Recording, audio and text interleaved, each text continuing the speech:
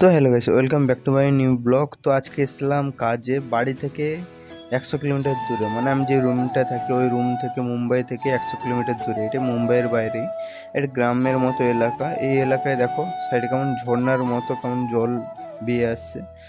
তো আর এপাশে দেখতে পাচ্ছ বৃষ্টি, ওই বৃষ্টি ভেঙে গেছে, সেটা জলের সাথে মিশে গেছে। আর এই সাইডে যে সাইড দিয়ে আমরা যাচ্ছি ওই সাইড দিয়ে রাস্তা নেই, ওই পাথর টাথর উপর দিক দিয়ে আমাদের যেতে হচ্ছে। সামনে কাকু আছে আর পিছনে আমি। তো চলো ভিডিওটি লাস্ট পর্যন্ত দেখতে থাকো। ভিডিও লাস্টে অনেকই ভালো ভালো জিনিস দেখতে পারবে, তো ভিডিওটি লাস্ট পর্যন্ত দেখতে থাকো ও এনজয় করতে থাকো।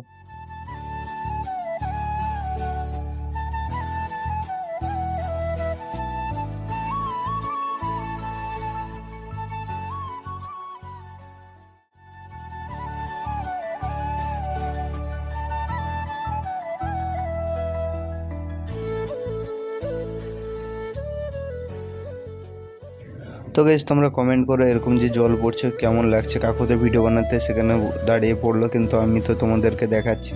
তো চলো উপরে যাওয়া যাক, উপরে গিয়ে দেখা যাক জলটি কোথা থেকে আসছে, উপরের দৃশ্যটি কেমন লাগছে।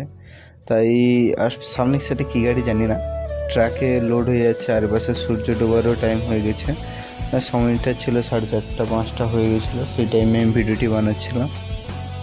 তো যাই হোক, সে কথা বাদ দিয়ে চলো উপরে যাওয়া যাক, উপরে গিয়ে দেখা যাক উপর থেকে দৃশ্যটি কেমন লাগে, বা এর সে সাইডে অপোজিট সাইডে কী আছে সেটা তো আমরা জানি না। চলো দেখা যাক সেখানে গিয়ে।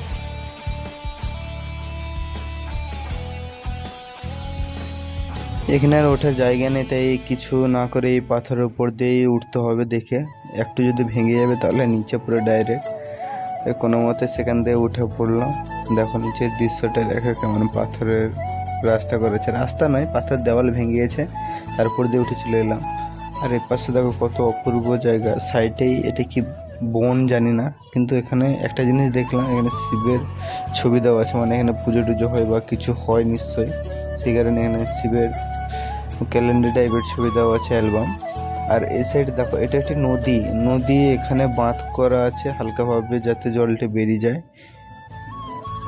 ও তোমরা কমেন্টে জানাতে ভুলো না এই জায়গাটি কেমন লাগলো তোমাদের, ও তোমরা কি কোনোদিনও এই জায়গাটি ঘুরতে এসছো কিনা।